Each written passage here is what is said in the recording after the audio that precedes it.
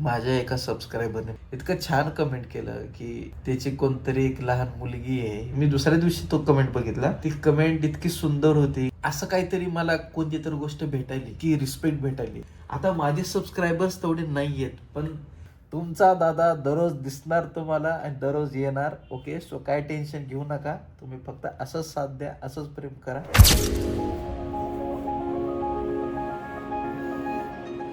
Okay, so नमस्कार मंडळी, welcome to my blog. कसे आहेत तुम्ही सगळी?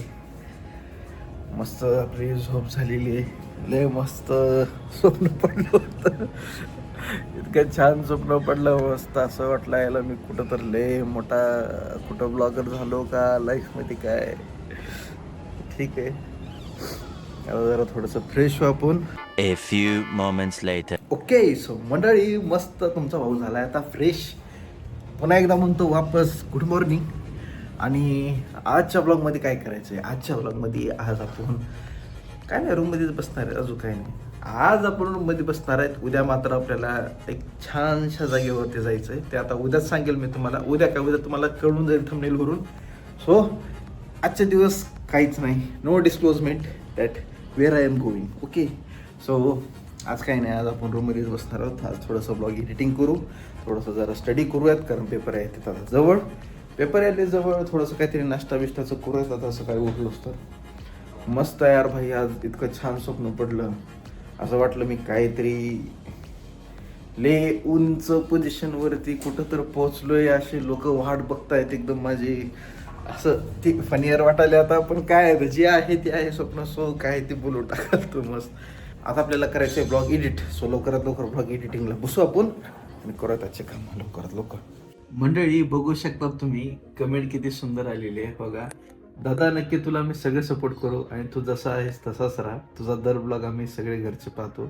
माझी पुतणी हा ब्लॉग आला की नमस्कार मंडळी मला दादाचा व्हिडिओ आला बोलते. तर हे बघून इतकं छान वाटत होतं की असं कोणीतरी टाकले आणि कमेंट असं पहिल्यांदा कोणीतरी टाकले मला. आणि खरं खूपच छान वाटलं. आणि त्यांचं कुटुंब त्यांची फॅमिली इतकं माझा ब्लॉग बघते, त्यांचे बारकं छोटं पिल्लू बघायले, तर छान वाटायलं खूप की बाबा इतकं हॅपीली बघतायत ते. काही ना काहीतरी त्यांना दिसतंय, मी काही ना काहीतरी प्रोव्हाइड करतो, थोडंसं एंटरटेन होतंय ते. सो छान वाटते जरा. आणि मी पूर्ण ब्लॉग दाखवणार नाही, कारण असं ती बघून ते चांगलं वाटत नाही. कारण तुम्ही स्वतः हे कमेंट बघा, लाईक करा. खूप छान आहे कमेंट. हो, खूप छान.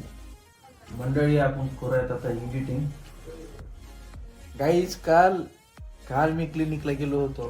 त्या क्लिनिकमध्ये ही एक नमुना लेबकरी भेटला होता. नमुना म्हणजे खूप गोड मुलगी होती आणि मी नमुना होतो त्याच्यामध्ये. ही नव्हती नमुना.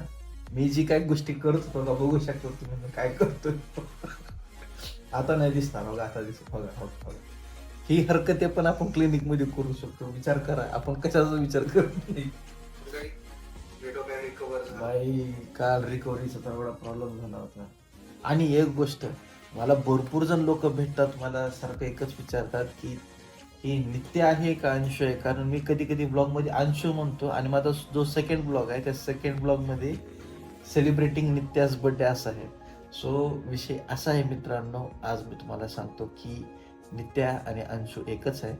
नित्या मी म्हणतो कारण माझ्या मम्मीचं नाव आणि अंशूच्या मम्मीच्या मम्मीचं नाव, या दोघांचं पण नाव थोडंसं असं एकत्र करून नित्या असं बनवलंय मी.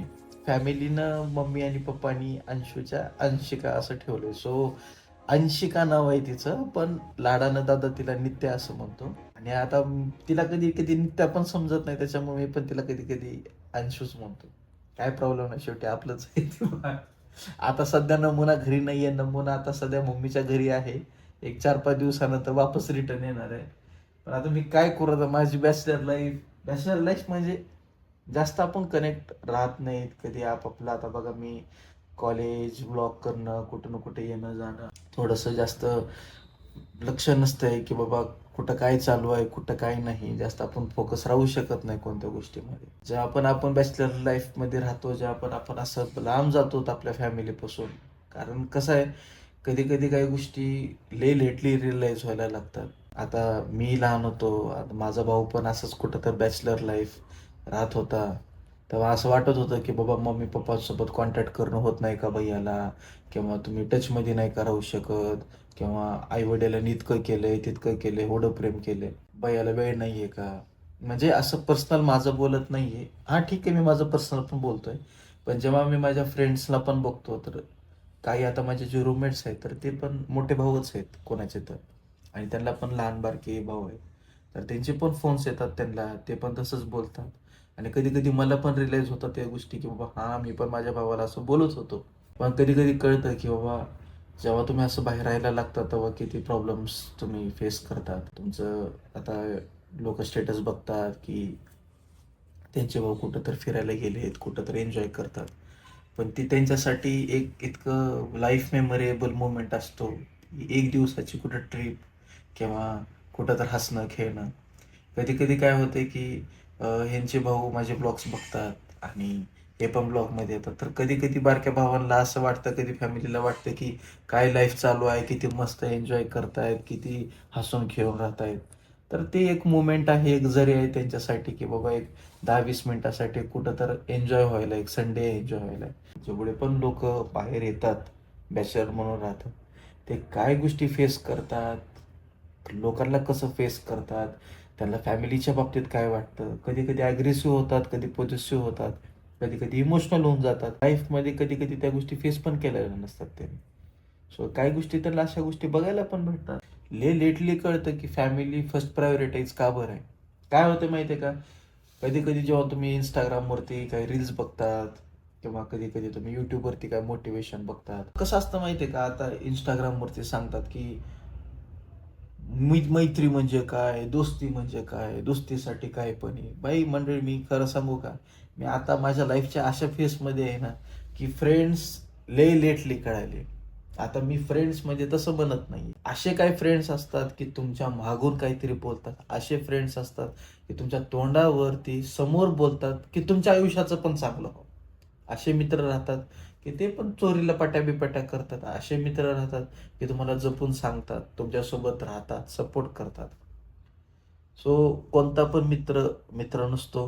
मित्रांनो, जरा थोडंसं विचार करून अवतीभोवती जरा बघत जावा.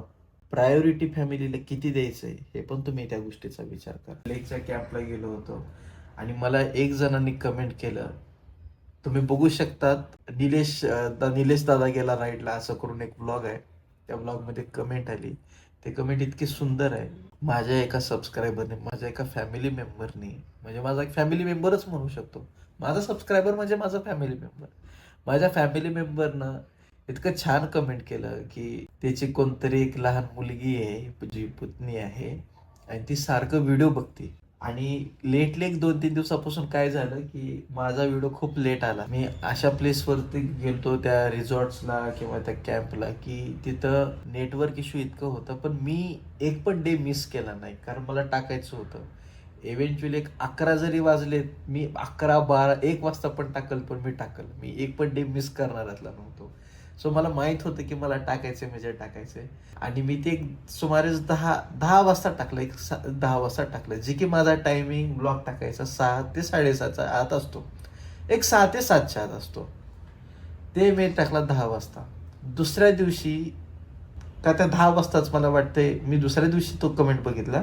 ती कमेंट इतकी सुंदर होती की माझी पुतणी तुमचा व्हिडिओ बघते, तुमचा व्लॉग खूप लेट आला, आणि तुम्ही इंट्रोडक्शनमध्ये सो नमस्कार मंडळी, वेलकम टू माय व्लॉग असं बोलतात. तर ते असं बोलते आम्हाला घरामध्ये की तो नमस्कार मंडळीवाला दादा आलाय ब्लॉगमध्ये, असं तसं. तर ते बघून एकदम छान वाटलं.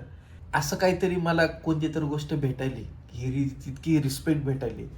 कारण कुठं तर एक 10 पोरांमध्ये मैत्री करून त्यांना कुठं तर गप्पा मारून की बाबा मी किती भारी आहे, मी किती मोठा आहे, किंवा एक 4-5 अवतीभोवतीची कोणती ओळख पाळख करून एक अनओळखी मुलगा, म्हणजे माझ्यासाठी तर सगळ्यात चांगलं आणि प्रेमळ गोष्ट ही झाली की एक लहान लेकरू माझ्यावर कोणतं जीव लावले, ज्याला मी भेटलो नाही, ज्याला मी बघितलं नाही, तो व्यक्ती माझा व्हिडिओ बघून तो खुश व्हायलाय. म्हणजे आता मला मोप माहिती आहे की काही ठिकाणामधले पण 15-20 जण असे आहेत की माझ्यावर हसतात, माझ्या मागून काहीतरी बोलतात, की काय चालू आहे तुझा फालतूपणा म्हणतात.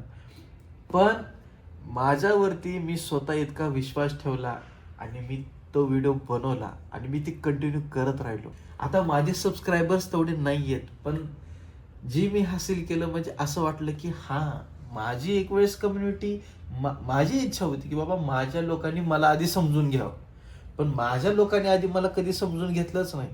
जसं माझे मित्र राहिले, जसे अवतीभोवतीतले लोक राहिले, एक अदर सबस्क्रायबर जो की एक मेंबर आहे आता सध्या माझ्या फॅमिली मेंबरचा, त्यानं सबस्क्राईब केलं, त्यानं माझा व्हिडिओ बघतो, त्याचं इतकं लक्ष आहे की बाबा दादाचा व्हिडिओ कधी येईल.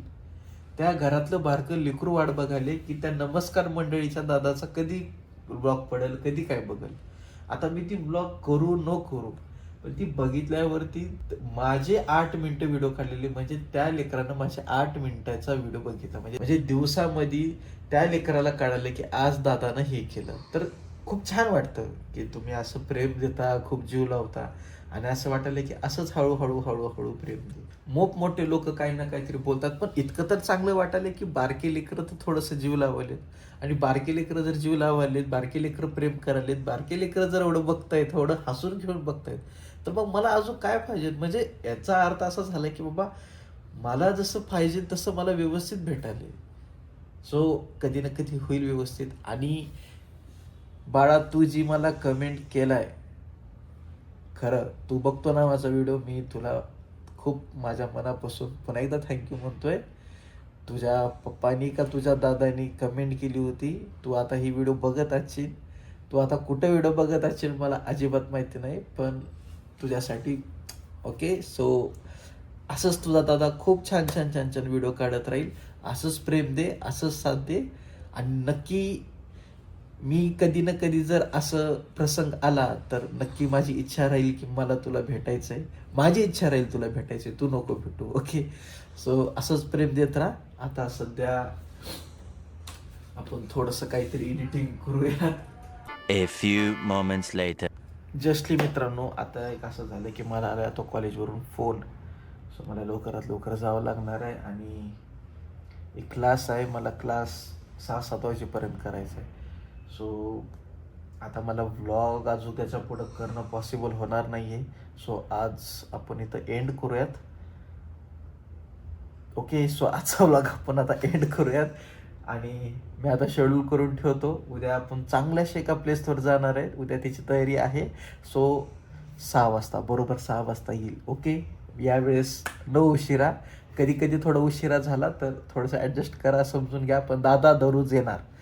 तुमचा दादा दररोज दिसणार तुम्हाला आणि दररोज येणार. ओके. सो काय टेन्शन घेऊ नका. तुम्ही फक्त असंच साथ द्या, असंच प्रेम करा. मी बसल्या बसल्या तुम्हाला असं बोलतोय आता, पण आता आपण ठेवूयात. आता क्लासला जायचंय. सो आता बाय. तुम्हाला जर हा व्लॉग आवडला असेल तर नक्की लाईक करा, शेअर करा आणि सबस्क्राईब करा. ओके. आता बाय.